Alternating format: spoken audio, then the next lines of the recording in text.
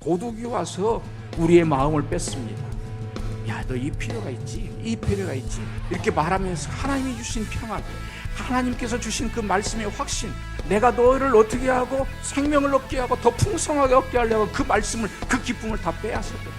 지금 그걸 빼앗기고 있는데도 그냥 나는 필요만 쳐다보면서 그 빼앗겨져 있는 그 기쁨을, 예수님이 주신 그 기쁨을 잃어버리면서도 잃어버린 것조차도 모르고 살아가는 거예요. 그냥 필요한 것만 의지하다 보니 자꾸 마귀 사탄은 우리들 속에 그 기쁨과 하나님이 주신, 예수님이 주신 그 구원의 감격을 그 자꾸 뺏어가는데, 그 복음의 기쁨, 예수 그리스도의 그 사신 그 복음의 기쁨을 잃어버리고 있습니다. 저와 여러분들이 교회를 다닙니다.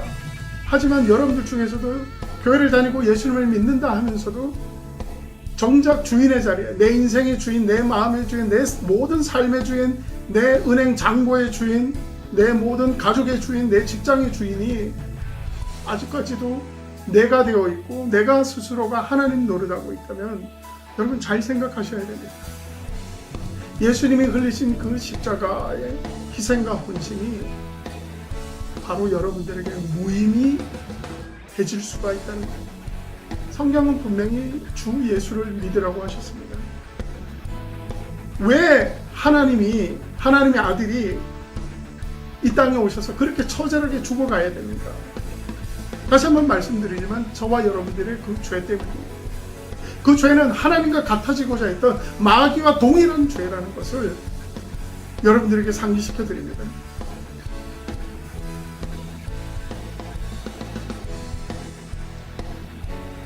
성도 여러분 안녕하십니까? 윤상홍 목사입니다. 고난주간이 계속되고 있습니다. 이번 한 주간 고난주간을 통해서 우리 주님이 우리를 위해서 십자가에 달리신 그 고난의 깊은 의미를 깨닫고 또 하나님과 아름다운 사랑의 영적인 교제가 있는 한 주간이 되시기를 주님의 이름으로 간절히 축원합니다. 자, 오늘 목회 서신의 주제는 성령의 열매와 성령의 은사에 대한 부분입니다. 성경에서는 성령의 열매와 성령의 은사에 대해서 이야기하고 있습니다. 물론 이 두 가지의 공통분모가 있는 것은 확실합니다. 그런데 우리가 좀 더 구체적으로 생각해 볼 필요가 있을 것 같습니다. 우선 성령의 열매는 우리의 인격하고 품성, 성품에 관한 부분입니다. 성경 갈라디아서 5장 22절과 23절은 성령의 9가지 열매에 대해서 이야기를 하고 있습니다. 제가 갈라디아서 5장 22절 23절을 봉독합니다. 오직 성령의 열매는 사랑과 희락과 화평과 오래 참음과 자비와 양성과 충성과 온유와 절제니 이 같은 것을 금지할 법이 없느니라. 그러므로 우리가 성령의 열매를 맺기 위해서는 우리의 자아가, 우리의 욕심이 반드시 죽어져야 됩니다. 우리가 죽지 않으면 성령의 열매는 우리에게서 나타날 수가 없습니다. 그래서 갈라디아서 5장 24절을 보면은 이렇게 말씀하고 있죠. 그러므로 예수의 사람들은 육체와 함께 그 정욕과 탐심을 십자가에 못 박았느니라. 그런데 성령의 은사는 성령의 열매하고는 좀 성격이 다릅니다. 성령의 은사는 신앙생활을 오래 하지 않은 초신자들에게도 나타나는 경우가 있죠. 그 이유는 하나님께서 그를 사용하셔서 공동체를 세우실 목적을 가지고 계시기 때문입니다. 로마서 12장 6절로부터 8절을 보면은 이런 말씀이 있습니다. 로마서 12장 6절에서 8절 제가 읽겠습니다. 우리에게 주신 은혜대로 받은 은사가 각각 다르니 혹 예언이면 믿음의 분수대로, 혹 섬기는 일이면 섬기는 일로, 혹 가르치는 자면 가르치는 일로, 혹 위로하는 자면 위로하는 일로, 구제하는 자는 성실함으로, 다스리는 자는 부지런함으로, 긍휼을 베푸는 자는 즐거움으로 할 것이니라. 제가 미국에 있을 때에 협동 목사로 제가 다녔던 교회가 있습니다. 그 교회의 담임 목사님은 서든 침례신학교에서 신학학을 학으로 박사를 하신 분이었는데 그야말로 뜨거운 성령의 임재를 추구하는 그런 분이셨습니다. 통성기도, 방언기도 끊이지 않고 아주 뜨거운 예배를 추구하시는 그런 분이었습니다. 자, 이렇게 강력한 은사주의적인 예배를 추구하다가 보니까 많은 분들이 영적인 눈이 열려가지고 환상을 보거나 방언을 하는 일이 자주 있었습니다. 그러던 중에 이제 신앙생활을 시작하신 지 얼마 되지 않으신 집사님이 그만 영적인 눈이 열려가지고 신비한 방법으로 하나님이 주시는 것들을 보기 시작했습니다. 그런데 여러분, 문제가 생겼습니다.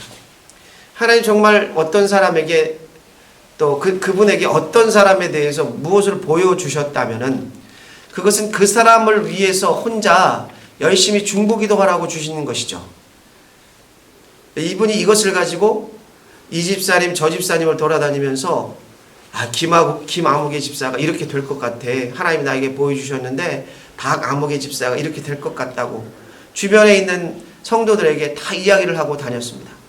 자, 그 이야기를 전해들은 김아무개 밥아무개 집사님이 어떻게 생각을 하겠습니까? 그 집사님을 찾아가서 따졌겠죠. 당신이 뭔데 나에 대해서 떠벌리고 다니냐. 그 소리를 치고 싸움이 벌어졌습니다. 결국 담임 목사님이 그들을 불러다가 중재해야 하는 어려운 일까지 벌어졌습니다. 우리가 성령의 은사를 생각할 때 가장 중요한 것은 내가 받은 은사가 그리스도의 몸인 교회 공동체를 깨는 것인가 아니면 공동체를 세우는 것인가를 보는 것이 중요합니다. 은사를 받았다고 하는 사람이 오히려 그 은사로 인해서 공동체를 깨는 것이 된다면 그것은 받지 않는 게 좋죠. 오히려. 그러므로 성경은 다음과 같이 이야기를 하십니다. 고린도전서 12장 25절부터 30절까지의 말씀을 제가 봉독하겠습니다. 조금 긴 내용인데 제가 봉독하겠습니다. 몸은 하나인데 많은 지체가 있고 몸의 지체가 많으나 한 몸인과 같이 그리스도도 그러하니라. 우리가 유대인이나 헬라인이나 종이나 자유인이나 또 한 성령으로 침례를 받아 한 몸이 되었고 또 다 한 성령을 마시게 하셨느니라. 몸은 한 지체뿐만이 아니요 여럿이니 만일 발이 이르되 나는 손이 아니니 몸에 붙어있지 아니하였다 할지라도 이로써 몸에 붙지 아니한 것이 아니요 또 귀가 이르되 나는 눈이 아니니 몸에 붙지 아니하였다 할지라도 나는 이로써 몸에 붙지 아니한 것이 아니니 만일 온몸이 눈이면 듣는 곳은 어디며 온몸이 듣는 것이면 냄새 맡는 곳은 어디냐. 그러나 이제 하나님이 그 원하시는 대로 지체를 각각 몸에 두셨으니 만일 다 한 지체뿐이면 몸은 어디냐. 이제 지체는 많으나 몸은 하나라. 눈이 손도로 내가 너를 쓸 데가 없다 하거나 또한 머리가 발더러 내가 너를 쓸 데 없다 하지 못하리라. 그뿐 아니라 더 약하게 보이는 몸의 지체가 도리어 욕이 나고 우리가 몸에 덜 귀히 여기는 그것들을 더욱 귀한 것들로 입혀주며 우리 아름답지 못한 지체는 더욱 아름다운 것을 얻느니라. 그런즉 우리의 아름다운 지체는 그럴 필요가 없느니라. 오직 하나님이 몸을 고르게 하여 부족한 지체에게 귀중함을 더하사 몸 가운데 분쟁이 없고 오직 여러 지체가 서로 같이 돌보게 하셨느니라. 만일 한 지체가 고통을 받으면 모든 지체가 함께 고통을 받고 한 지체가 영광을 얻으면 모든 지체가 함께 즐거워하느니라. 너희는 그리스도의 몸이요 지체의 각 부분이라. 하나님이 교회 중에 몇을 세우셨으니 첫째는 사도요, 둘째는 선지자요, 셋째는 교사요, 그 다음은 능력을 행하는 자요, 그 다음은 병 고치는 은사와 서로 돕는 것과 다스리는 것과 각종 방언을 말하는 것이라.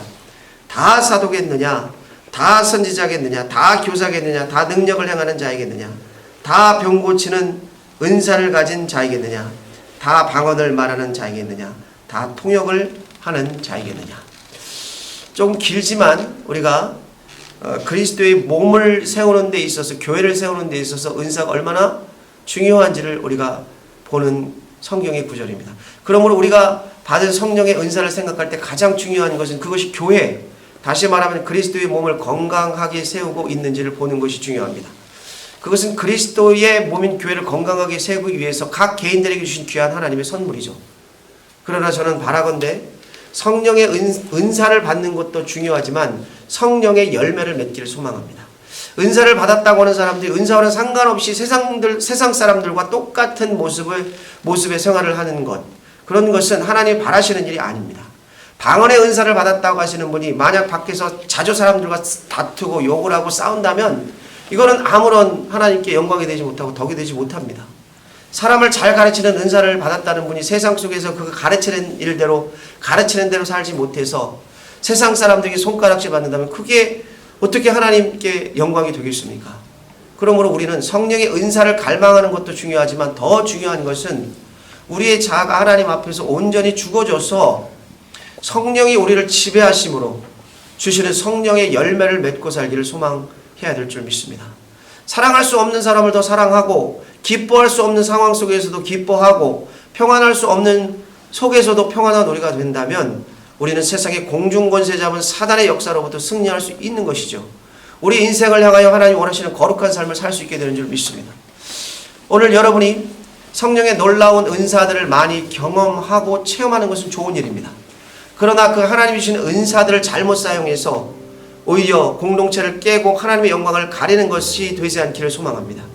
오히려 성령의 열매를 풍성히 맺어가지고 그 속에 하나님의 형상이 나타나고 예수님의 향기를 뿜어내는 나타내는 그러한 분들이 되시기를 간절히 소망합니다. 그래서 날마다 여러분의 삶 속에서 세상을 감동시키는 놀라운 일들이 일어나서 그들로 하여금 하나님께 영광을 돌리는 귀한 역사가 있는 아름다운 삶이 되시기를 우리 주님의 이름으로 간절히 축복하고 축원합니다.